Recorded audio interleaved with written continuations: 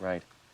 The opposite of greed is charity, one of the virtues mentioned in the parchment. Instead of taking something, something must be sacrificed.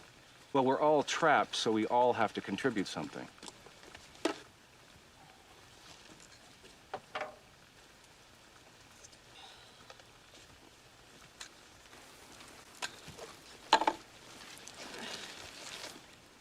No.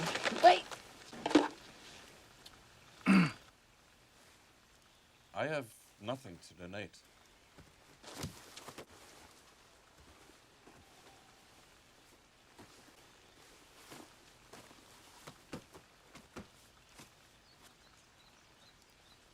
That particular item holds great sentimental value.